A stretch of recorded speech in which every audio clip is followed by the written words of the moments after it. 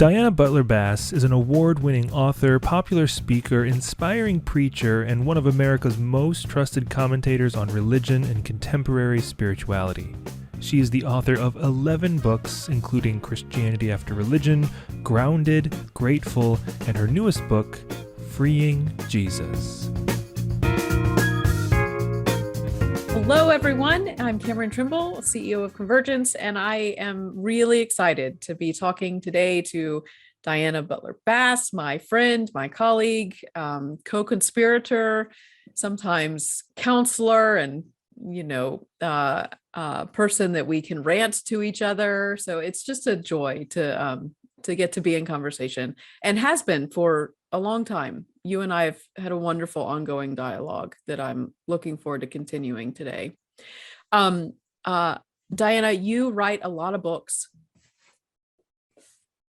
and here's your latest. you write That's number 11. Is it? Yeah, it's a lot of books, and they're such great books. This is Freeing Jesus, which you can see on her bookshelf, or you can see here in my hand. So do please check this book out, but all of the 10 others are really extraordinary contributions as well. And they have been a really personal exploration for you, or at least these last few, in kind of the terrain of your spirituality, which is why I'm interested in this conversation around the future of spirituality. But for those of you, or those people who are not familiar with your work, and or you and your background, I want to give particular time for you to kind of help people understand what you're up to, and specifically the Cottage, which is this very cool online newsletter that you write and send out, and then interviews, and there's a community that has that subscribes and supports your work in the world. So tell us about you and that project in particular. Oh my, I always find it a little difficult to talk about myself, believe it or not, which is strange because my work has such a sort of high memoir quotient to it. And then when someone asks me to actually say things about myself, I get all embarrassed. So some disconnect or something there.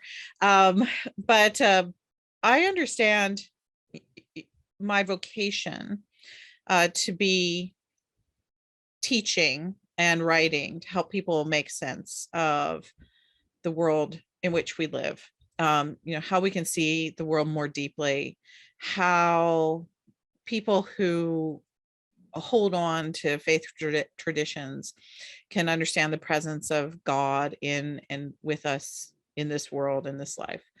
And so the kinds of concerns that I have are wrapped up in things like social trends about religion and culture, the history of Christianity, which I'm actually trained in as a person who used to be a college professor. I love the beauty of words. I think that as a Christian, one of the verses I hold most dear is the idea of in the beginning was the word. And I think about that as a faith statement about who Jesus is, but I also think about it as a vocational commitment, is that I want to be a person of the word and words.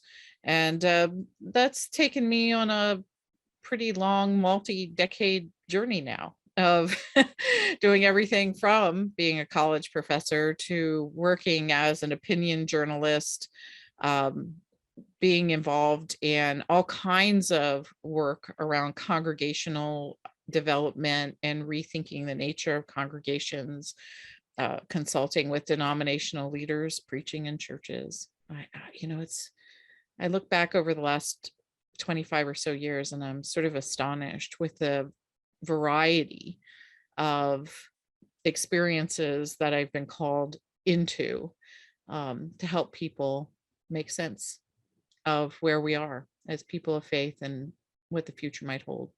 Yep.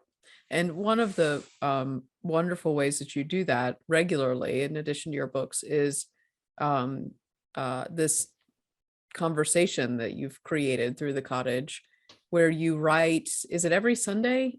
Is that when it shows up in my inbox, or how often? Yeah. Well, like many of these newsletters, it has a couple different levels. And so there are people who subscribe to it as a free newsletter, which anyone can do.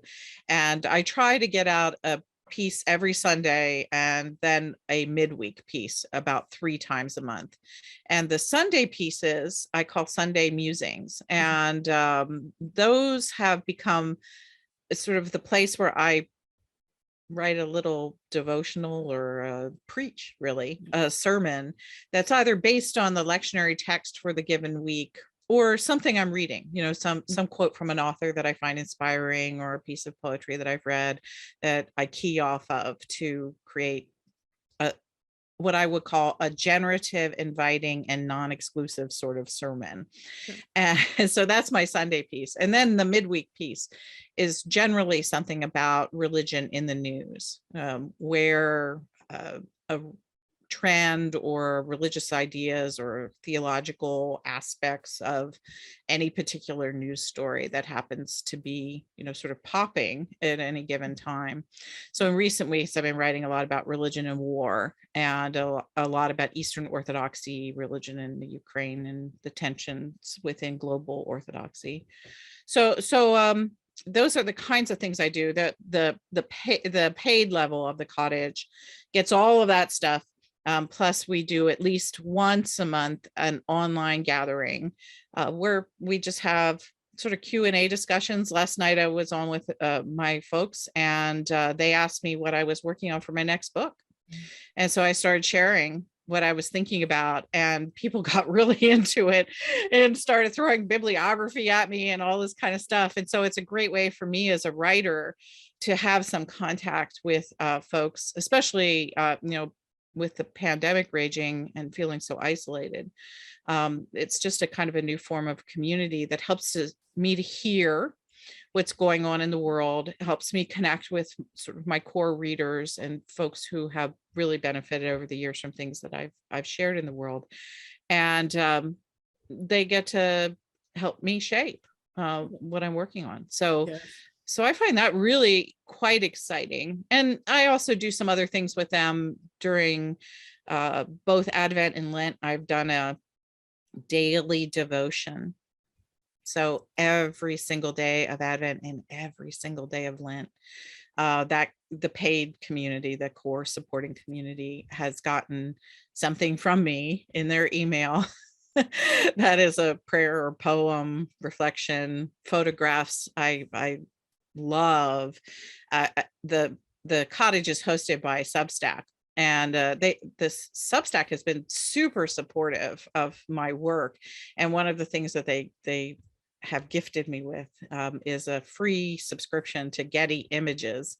So I get to go into Getty Images and have this huge library of these beautiful photographs and artwork to pull out of. And I'm such a visual learner. It's been a really fun part of the cottage project to pair the visual with the beauty of the words and think about what that means as a writer, to have sort of this complete presentation of an idea through picture and through the written word. So that's been really fun for me. And it's the one of the really great gifts of the pandemic. This pandemic was horrible, but it forced me to connect with people differently and to think about my calling as a writer more deeply. And to just lean into that is because I couldn't do anything else. I couldn't get on an airplane, and I had no excuses. Oh, I'm too tired because I just had a big trip. Instead, every day has been, what am I going to write today? So I feel like I've really grown as a writer through all this. Yes. Well, the rest of us have benefited from reading. So thank you for that. Oh, thanks. Thank you for reading, and thank you for asking me about it. It's been exciting. And it's also, just to finish up this part, it does tie in with the future of spirituality, because at the beginning of the pandemic, I had just turned 60. And that's a time when you start thinking, what's going to happen next? What kind of things do I want to do over the next 20 years? And, hopefully you make it that long Right. in your work. And especially as a writer, what projects do I want to really put my heart into, knowing that I only have, limited time left. And it, when I started the cottage, one of my hopes for it was to model for people who were coming toward retirement or people who had just retired, especially older women who really do suffer still just tremendous levels of sexism and ageism in this culture, that you can start something new and really learn from it and get very excited about it, and have projects that actually change your life and make your life different and challenging as you move into your 60s. And so that's what I've been doing. It sort of surprised me. It was a theory before before the pandemic, and then it became reality. And so I really am very grateful that this time, after I got over a lot of grief and pain related to what the pandemic was like, and anger, feeling like, hey, this is the height of my career and I can't go anywhere and I'm not going to be able to participate in these conferences, and I'm just angry because these chances are never going to come my way again. Once I got over all that, I began to realize, hey, what do I really do with the time that I have, and where does my vocation fit vis-a-vis all this new technology? And it's been a great exploration, and Yes. really, I think, enlarged my vocational understanding and also my self-understanding. So Right. that's, I think I just wanted to say that because that's part of the future. One of the largest demographics, one of the most growing demographics in the United States, at least, and I'm sure this would be true in Canada and some other Western countries, is women over 80. And of course, they might get to 90, they might get to 100. So they have some decade or 2 decades left after they hit the age 80. But the truth of it is that's one of the fastest growing demographics in America, is we have all sorts of women who have and will be reaching milestones of age that were unimaginable before. Yep. And so that becomes an incredible resource of wisdom. And I think that because women have been so active in their faith traditions, we've really got to figure out, how we make incredible space for older women to live out their fullest potential well past any age that we would have imagined in previous decades. Mm-hmm. So the topic that we're leaning into in this conversation is that future of spirituality. And you're inviting me to remember this past weekend, I went on my first site visit trip with my work after 2 years in this pandemic. And I was struck by the number of, and this has been true for a long time, but it was renewed for me in my observation, but the number of older women who are holding up these institutional church settings or these institutional faith settings by their time and their investment and their continuing of ritual. And my personal prayer is that we all are kind of unleashed in this moment for a new kind of creativity as we approach what it means to be spiritual beings. So let's dig into this kind of at a broader scale. When I ask this question, what do you think? What are the contours of the future of spirituality? What comes to mind for you? I've been asked this kind of a lot recently. I think I've done about 6 on-site events since last fall. That they started up last fall and then they just ended. And now they've sort of started up again. And every place I've been, someone winds up asking me the question about the future of faith. And especially they sort of link it with the idea of what we've just been through, global pandemic, which is not over yet, but is certainly in a different stage. And, it's funny. I am thinking a lot less about the future than I used to. I don't know if that might have something to do with having less time in the future than I have in the past. But I think it's really important for us to stop and consider just the present right now. Uh, One of the things I wrote about in Grateful was the struggle that we sometimes have in faith communities of thinking too much about the past or thinking too much about the future. And the the problem with becoming consumed with the past is you look to the past and either you like what has already happened or you don't like it. In which case, if you like it, you might be tempted to think that all of the best things that have ever happened in your life have already happened. And so you begin to develop nostalgia around the past. Oh, it was so wonderful when. And lots of people have different times that were wonderful. The 70s, the 50s, the Reformation, they don't remember it personally, but they do think about it as the best of all times. The early church, what have you. And so that people develop an incredible amount of nostalgia for that and form kinds of spiritualities and theologies around those nostalgias. And I think a really easy to understand example is there's always been this sort of weird hankering in my own church, in the Episcopal Church, for the Middle Ages. For some reason, Anglicans love medieval stuff. And once every 40, 50, 60 years or so, there's a sort of a rebirth of interest in the Middle Ages within the Church of England, within the American Episcopal Church, within global Anglicanism. And that results in things like the Oxford movement or the pre-Raphaelite movement and different kinds of artistic, theological, poetic movements within English Christianity. And so, right now we've actually got that going on again. We have a sort of a new generation of a significant minority of young adults who love the Middle Ages. And so we're seeing this kind of new sort of high church, neo-medieval sort of interest in a different kind of spiritual and theological vision. So that can happen if you get too sort of fascinated about the past.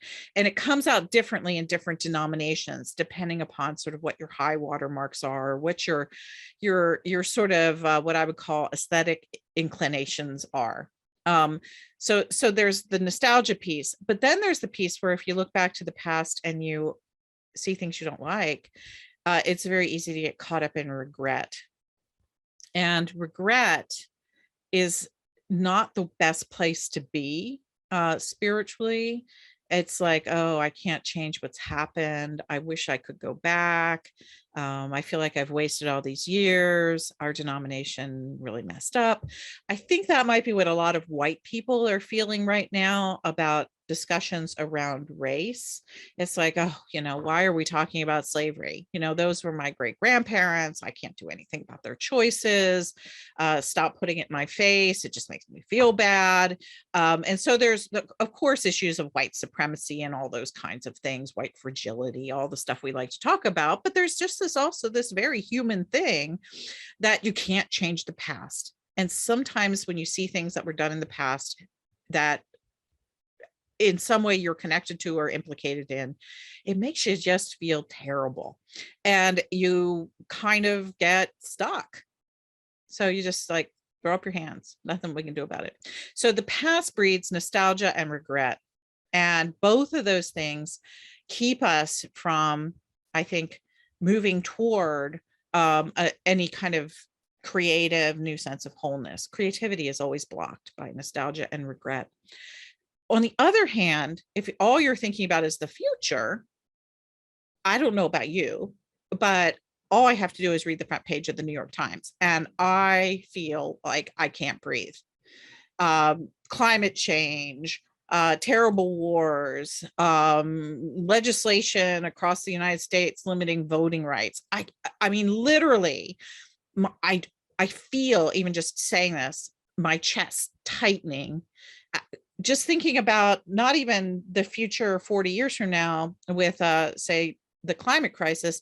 All I'm worried about what's going to happen in November with the elections, or, as we're talking here, though, and taping this, the war in Iraq is going, or excuse me, Ukraine is going on. And so I don't know what's going to be happening by the time this makes its way into the world. But what about that? How long is that going to last? What's going on there? And so I feel all this anxiety when I start thinking about the future. And I think that church people often feel that as well. Because when you start saying, oh, let's talk about the future of faith or what have you, which I think are great conversations, and I've led many of them over the years. Nevertheless, every time those conversations come up, there is this way you feel this sort of elevated sort of shakiness in the room. And people have emotional responses in often less than positive ways to the anxiety that is raised by considering the future. Occasionally you run into people who are optimistic about the future, and that's pretty cool. But I think that sometimes optimism about the future can also be colored by what we want to see rather than the actual sorts of things that might be happening in the world. So the future question becomes anxious, and it also can be loaded in with our aspirations as much as God's. So those two things on either side of us present a lot of caution. And it's interesting that I would be talking about both, since I had just confessed that folks are always asking me about the future, and that's been a way that I've written much in the world, and have also worked with denominations over the years thinking about the future. But I'm trained as a historian, and so here I've just have I just trashed both of my jobs, both thinking about the past and the future, and I don't think so. I love both those conversations, but we have to put them in perspective of sort of, I think, the human emotional response to them, and there is an incredible amount of loaded stuff that goes along with both of those conversations. So what does that leave us with? And this is what I've been trying to work with people now, is, well, that leaves us with now. And I think that some things that we really kind of need to do right at the moment, and this has to do with perhaps the pandemic. It might also have to do just with sort of the overload of the fears we have about the future, is to sort of bring ourselves into the present moment and ask the question, where are we? Where is God speaking now? What have we done well? And for example, a few weeks ago on Twitter, I simply posted this very simple little tweet, and I said I wanted to give a gratitude shout out to all of the older Christians who had been so fearful about technology, but nevertheless embraced these technologies during the pandemic. And I can remember being in groups where, if I had suggested, and this would have been, say, 6 or 7 years ago, where I suggested things like, you're making sure your email newsletter looks nice, and have someone raise their hand and say, well, wait a second, there are people in our church group that are in our church that aren't on email. And I can remember going, oh my gosh, we're all dead. And so we know that sort of the people who look to Convergence for leadership are often in congregations of people who are much older, and also people who have been technologically resistant. Well, guess what? Pandemic did away with that. If anybody wanted to come to church and they had the access to avail themselves to technology, they did.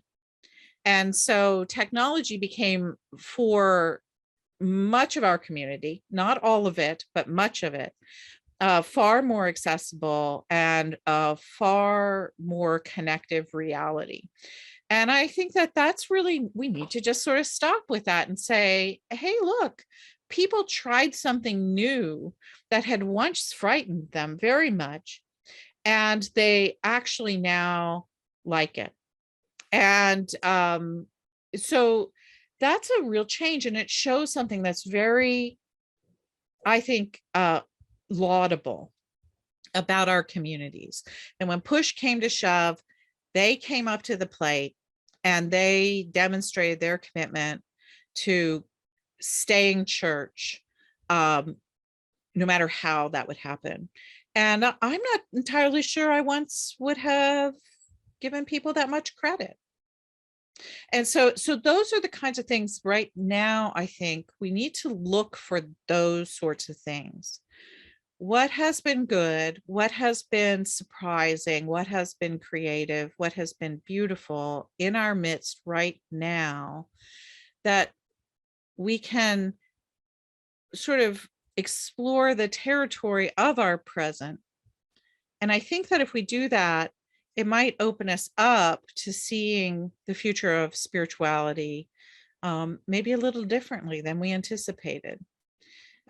Like the idea of older adults being a resource for creativity and experimentation in terms of new forms of church, that most people had sort of said, oh, that's not possible.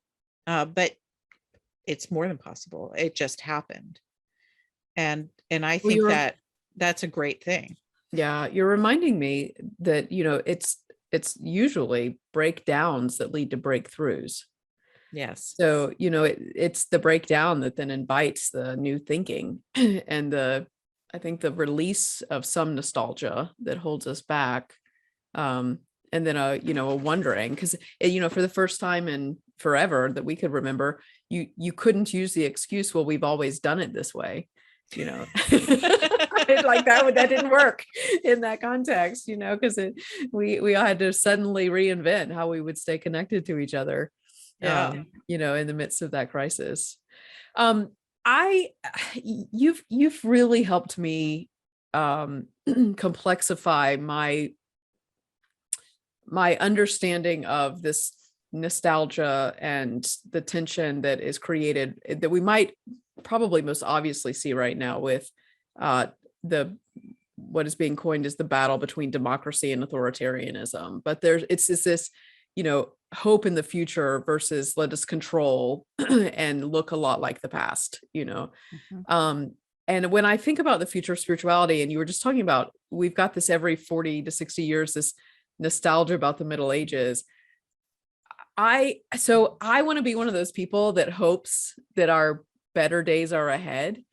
And then I wake up at 2 a.m. and I worry. And then I, wish that I could text you and we could talk this through. But do you think that that given all of the challenges that we're facing, and given the reality of the religious institutions and the shape that they're in right now, do you think we have a vital spiritual movement, or is there a possibility for that can raise human consciousness and that can really, kind of push through some of these tensions that we're wrestling with right now that feel so dangerous to us? Oh man. Well, I mean, that tension that you just pointed out, I talked about past and future, and I do think that the authoritarianism and sort of democratic stuff sort of lean into those visions of time. It does seem that authoritarians will tend to look back to some golden age and say, that's what we have to have restored. And people who are less hierarchical and more interested in sort of connective and democratic communities will be saying, hey, we've not done it yet. And we've got so much more that we have to do. So many more people have to be recognized as fully human. So much more that has to happen with human rights, et cetera, et cetera, et cetera. So there is a way of seeing that as an issue of time. But I think that there is also, I think that that's also a fair dualism to hold on to. It's interesting. I've spent a lot of my career saying, let's not go in a dualistic direction.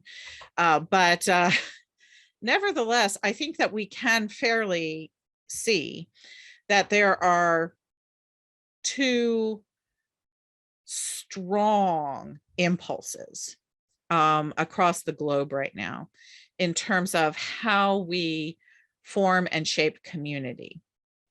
And that we can refer to those as the authoritarian, or we could use language that I think is really quite good language that comes a little bit more out of Christian theology, the impulse of domination.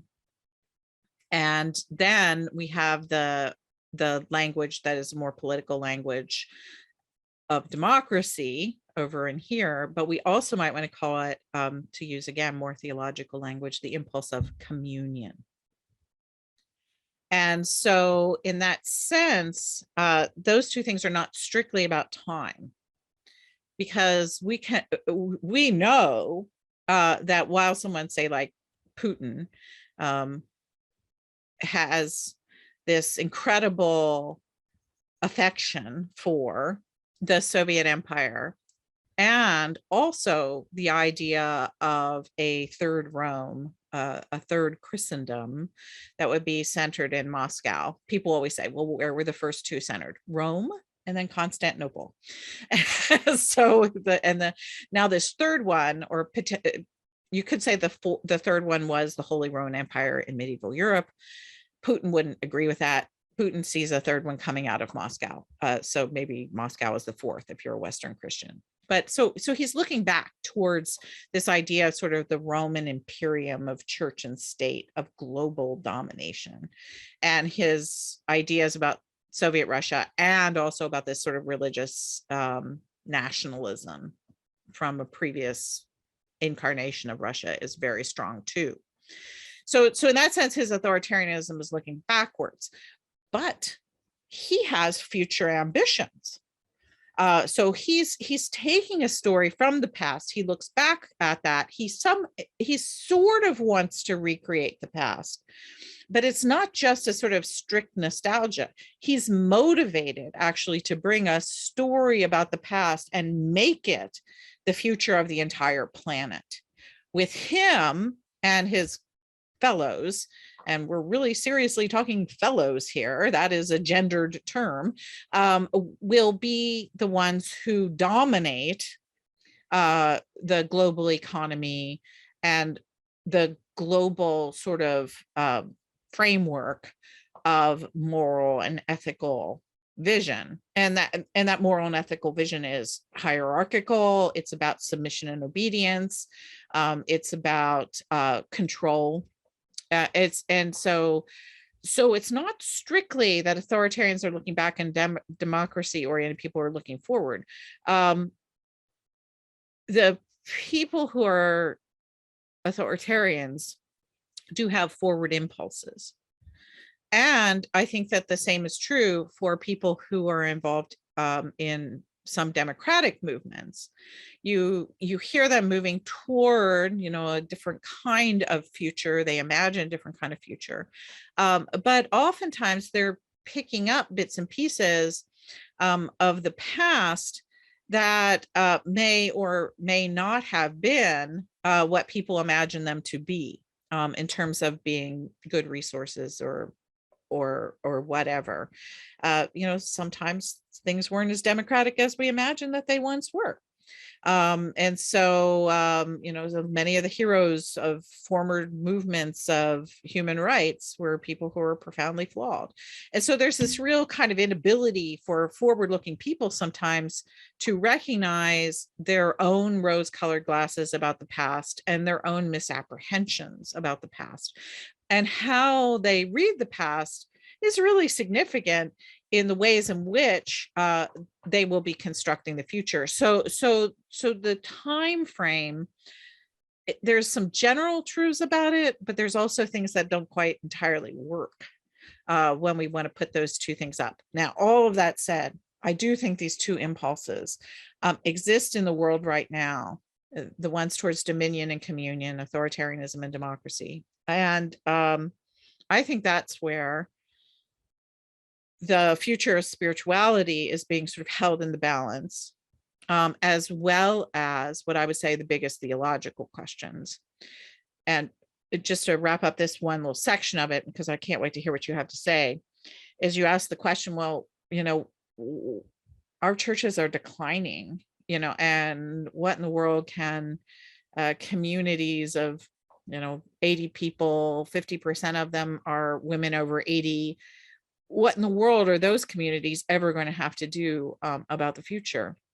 And that's, of course, where the great mystery of God comes into play. Those are the things we just don't know. We never know who's really making the future or how it's being made. I always try to encourage people is that all you know is whether you and your family, your immediate community is being faithful and that you're doing your best. And beyond that, you really aren't going to know. And that's I think where faith comes into play. As we do what we know to be best, and I think that, again, I would suspect 95% of people who would be viewing this whole set of programs would see that they want to be involved in some sort of spiritual impulse that's related to democracy and communion movements around the world. And that's the sort of theological vision that they're pressing into. We just don't know how that is eventually going to come into being, who is eventually going to shape that. And all we can do is our piece to lean the future, to press toward that truthfulness. And I'm just going to say to lean into that future. Well, we are leaning into that future, but in a sense, we're just doing it now. And so there are things that every single person who is within earshot of us can do to choose between those two things, authoritarianism and democracy, between domination and communion. And we have to choose those things. Literally, I have to choose those things almost every day. I pray for those things every day. I think about how my words can contribute to making more communion in the world and less domination. I look for places where I'm complicit accidentally, or perhaps even sometimes on purpose, with domination, and where do I let go of that? And I think that there's much to commend scripture with that kind of humble vision of the making of the future. We literally have to just keep making choices on the fly every day as they present themselves to us, and say, okay, am I moving toward the sacred polity of what we have often called the kingdom or the kingdom? We have, the language is very inchoate sometimes when we're trying to describe the paradigm of communion. But and how can I limit my affection for and sinful impulses about the paradigm of domination? Right. And so that's, I think that small and big doesn't matter when it comes to all those kinds of choices. I think that the only thing that really matters is our continued and persistent choosing of what is life-giving, what will cause human flourishing, what is compassionate, what is just. Mm-hmm. And that happens on all kinds of levels. And the more of us that make those choices, well, then the more those things come into being. You're reminding me of the work of Rianne Eisler, who years ago, she was a Holocaust survivor and then became an academic and spent her whole life studying the dynamics between domination and what she called partnership. But really helped to deepen this dichotomy that you're outlining there. Um, uh, we're nearing the end of our time, and there's 40 questions that I want to ask you. I think I'd, given the time constraint, want to go into or just open the possibility of, are there big theological questions other than this one that we've just talked about, but other questions that are rumbling around in you that the rest of us might benefit from attending to, as we're thinking about this future that we're architecting? I have become increasingly convinced that questions of structure are where the future will bend. And that becomes an issue of what Christians historically have referred to as polity. And, traditionally, when we talk about polity, we're talking about things that occur sort of within a church or between particular churches, that they mark the differences between Episcopalians and, say, Baptists. How we order our communities, who gets to be in charge, who's ordained, who celebrates the sacraments, who makes decisions. All those things are polity questions. They're questions of structure. And recently, I was just kind of thinking back through church history, and at every sort of major shift in church history, polity questions come to the fore. And that's really kind of just made me stop and remember, for years, our mutual friend Phyllis Tickle. She would love to talk about the big 500-year shifts that would go on in Christianity. And Phyllis and I would frequently kind of joust about that a little bit on the road. And I used to tease her and say that if I talked about 500-year cycles, that Duke University would come and take away my license to practice history, because history just doesn't always work that neatly. But her point, I think, remains, and she haunts me, even though she's been gone now for a few years, and I'm sure she loves it. I'm sure she'll love hearing me say that. She haunts me because she did, I think, rightly point out that at the end of each one of these big 500-year cycles, there was a sort of a major structural rearrangement of faith community. And I remember one time when she was saying that, I sort of realized that those rearrangements and structure of faith community then sort of are paralleled by or work in tandem with major rearrangements in the structures of human community. And so, you get the shift from medieval with feudal hierarchies, et cetera, both in church and state, to nationalist to nation states, which are more democratic, and polities which are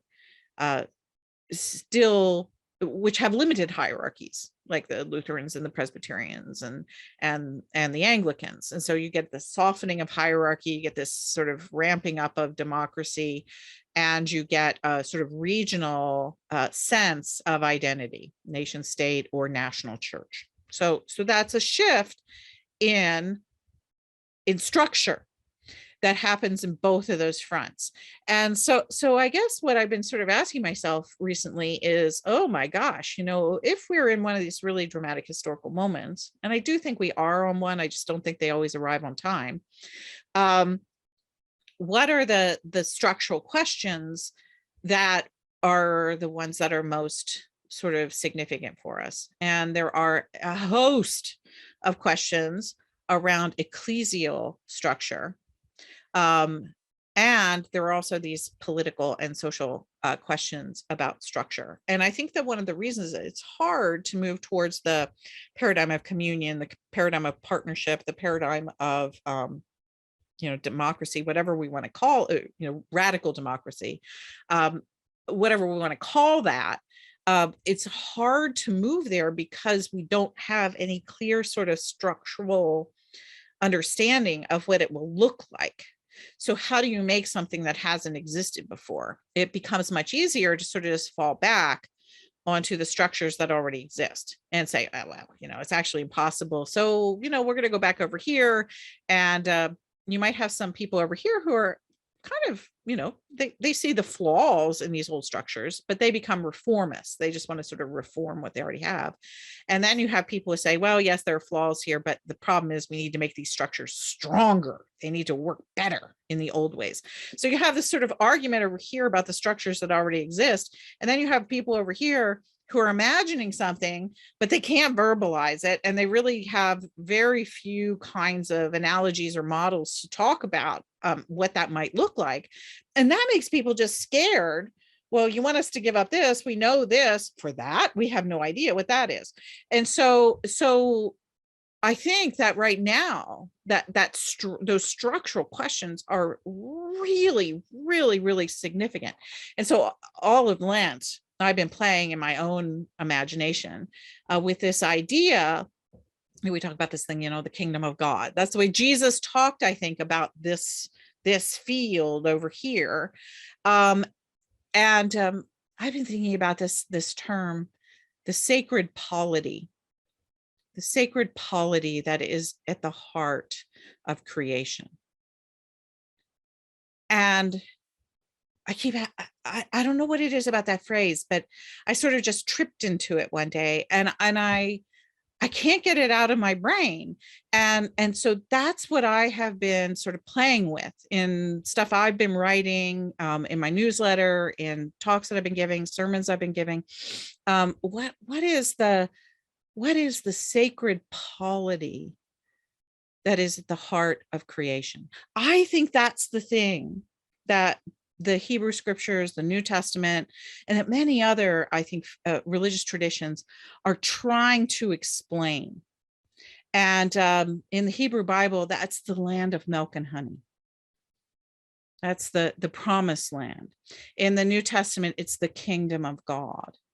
And God clearly has some intention for the structures of human communities, of what and how the world of faith, the world of human interaction, how it will be shaped. And so anyway, I'm just super excited about those kinds of questions, theologically and spiritually. What kind of spiritual practices? And I think I've been asking this question for 30 years, and I just didn't know it until this month. What kind of spiritual practices shape us for seeing the sacred polity and shape us to participate in the sacred polity and give us a language to be able to tell the stories of the sacred polity, so that this whole field of vision becomes less an act of imagination and that we are actually speaking it into being, or we're practicing it into being. And as that begins to happen, then this argument over here becomes, wait a second, I'm just not as interested in that argument anymore. So for some people who've been holding on to the old thing, it will become eventually moot if they know that this reality, the sacred polity, is being practiced into existence, and that they are invited into real stories. They're invited into shaping something that is truthful and can happen. It's not just a sort of a fairy story. It's not just, oh, it's so far in the future, nothing will ever happen here. That's what we always long for, but it's never really going to be in our lifetime. And so I've been thinking about all of this, and my mind takes me back to being a seminary student in the 1980s and having a conversation with a theology professor there. I went to Gordon Conwell Theological Seminary. So boy, I'm a theological lifetime away from my seminary experience. But I remember this professor and I having this conversation. It was with David Wells, who would not probably, well, he hasn't talked to me for 25 years. I'm sure he hates everything I've ever done, if he's ever paid any attention to it. But he said this thing that I never got out of my mind. And he said, the great theological question for the future is ecclesiology.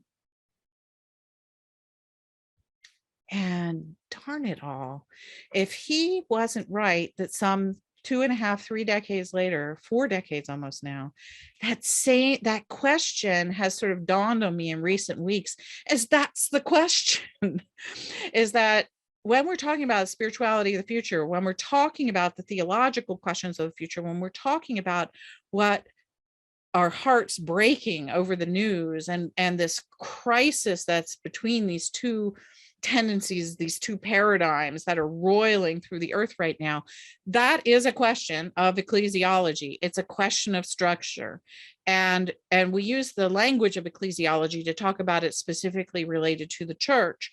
But we all know that in Greek, that word ecclesia is not just a religious word. It's a word about the human community.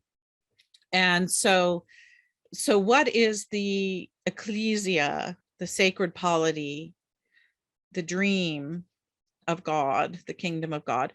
How is that being practiced into reality? Where are its chief stories? Who are its citizens?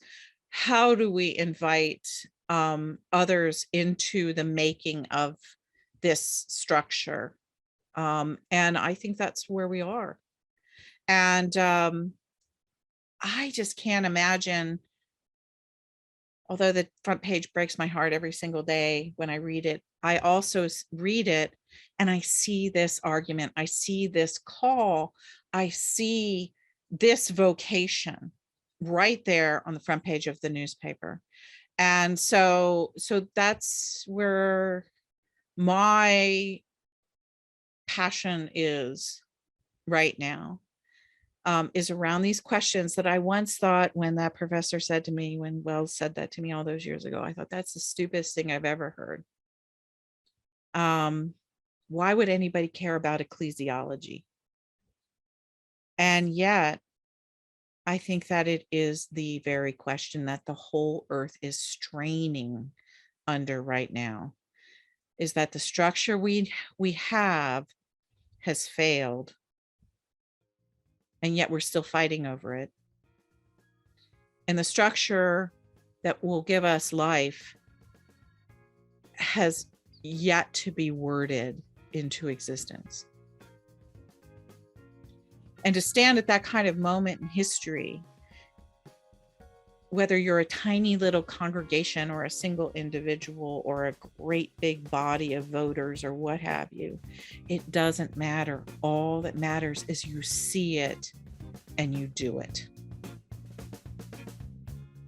And it's the seeing and the doing that is going to get us to where we need to go.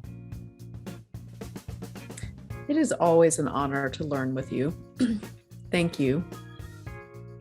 This has been an incredible conversation. So thank you. Thank you. Well, I love the way you ask questions, and your questions always just sort of latch into the place of my head and heart. And so good. You create a trustworthy space to be able to share the dreams that are shaping my soul at the moment.